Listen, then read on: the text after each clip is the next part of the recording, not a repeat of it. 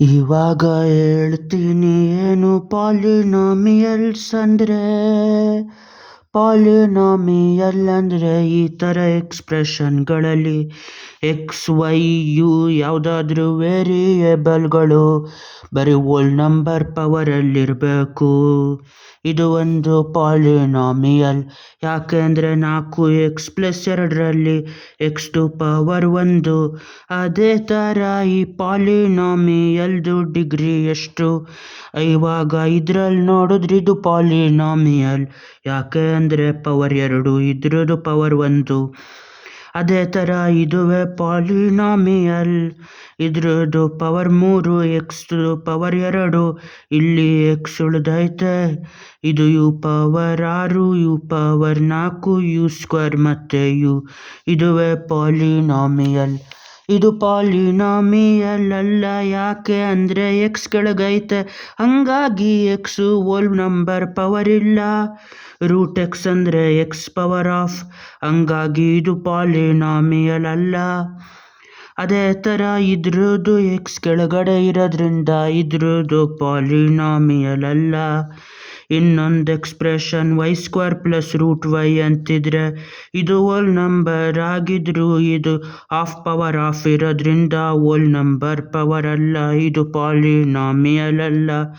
ಇದೇ ಥರ x+1/x ಇದ್ರೆ ಈ ಎಕ್ಸ್ ಮೇಲೆ ಹೋದ್ರೆ x⁻−1 ಅಂತ ಲೆಕ್ಕ, ಅಲ್ಲಿಗಿದು ಪಾಲಿನಾಮಿಯಲ್ ಅಲ್ಲ.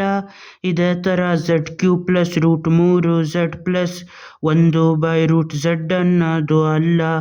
ಯಾಕಂದರೆ ಇದು ಕೆಳಗೆ ಇರೋದ್ರಿಂದ ಪಾಲಿನಾಮಿಯಲ್ ಅಲ್ಲ. ಇವೆಲ್ಲ ಬೇರೆ ಫ್ರ್ಯಾಕ್ಷನ್ ಇದ್ರೂ ಮುಂದೆ ಕೋಎಫಿಷಿಯೆಂಟಿಗೆ ಮಾತ್ರ ಇರೋದು, ಎಕ್ಸ್ ಪವರ್ಗೆ ಯಾವುದೇ ಫ್ರ್ಯಾಕ್ಷನ್ ಇಲ್ಲ. ಇವಾಗ ಈ ಪಾಲಿನಾಮಿಯಲಲ್ಲಿ ಯಾವ್ಯಾವ ಡಿಗ್ರಿ ಅಂತ ಕಂಡುಹಿಡಿಬೇಕು.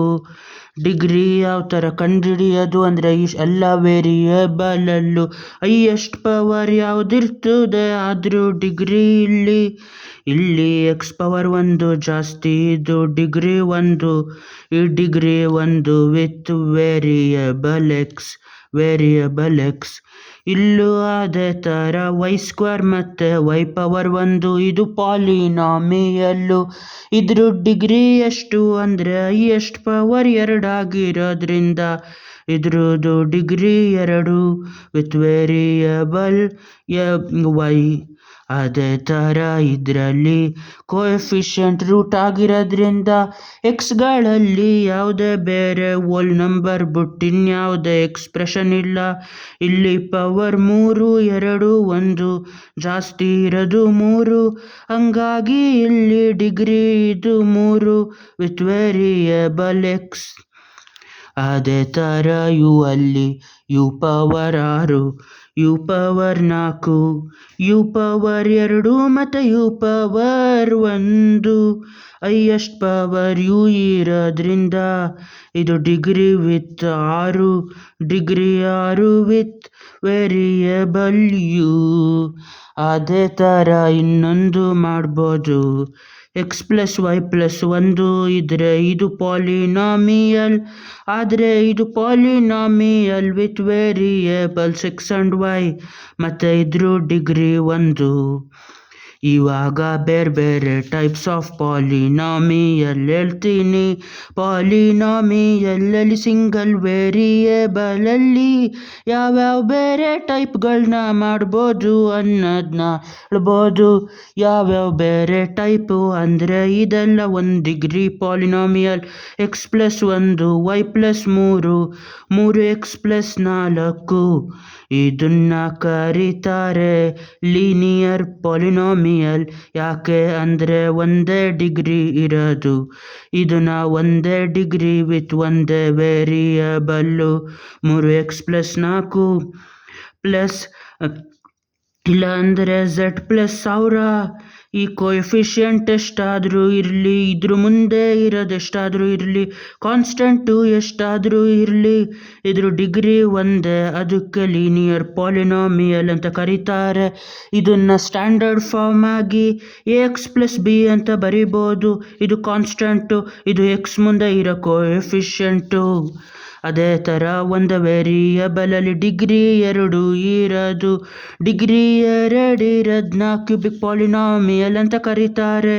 x² + 3 x² + 4x + 5 ಇಲ್ಲ x² + 78.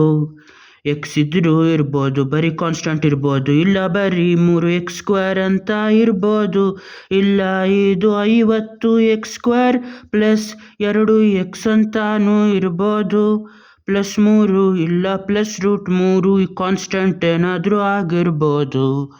ಇದೆಲ್ಲದ್ರದ್ದು ಕರೆಯೋದು ಏನು ಅಂದರೆ ಕ್ವಾಡ್ರಾಟಿಕ್ ಪಾಲಿನಾಮಿಯಲ್. ಕ್ವಾಡ್ರಾಟಿಕ್ ಪಾಲಿನಾಮಿಯಲ್ ಯಾಕೆ ಅಂದರೆ ಪವರ್ 2 ಇದ್ರದ್ದು. 2ನೇ ಪವರ್ ಡಿಗ್ರಿ ಇದ್ರೆ ಅದು ಆಗೋದು ಕ್ವಾಡ್ರಾಟಿಕ್. ಇದನ್ನ ಸ್ಟ್ಯಾಂಡರ್ಡ್ ಫಾರ್ಮಲ್ಲಿ ax² + bx + c ಅಂತ ಕರೀತಾರೆ. ಅದೇ ಥರ ಡಿಗ್ರಿ 3 ಇರೋದನ್ನ ಕ್ಯೂಬಿಕ್ ಅಂತಾರೆ. ಕ್ಯೂಬಿಕ್ ಅಂದರೆ 3, ಕ್ಯೂಬ್ ಅಂದರೆ ಲೆಂತ್ ಬ್ರೆಡ್ತ್ ಹೈಟ್ 3 ಇರೋದ್ರಿಂದ.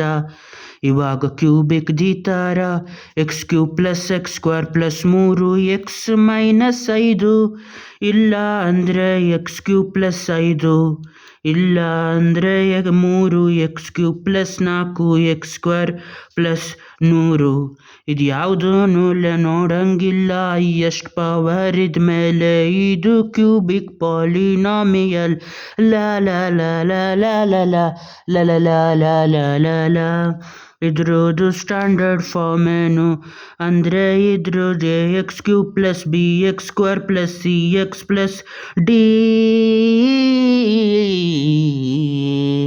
ಲಾ ಲಾ ಲಾ ಲಾ ಲಾ ಲಾ ಲಾ ಲಾ ಲಾ ಲಾ ಲಾ.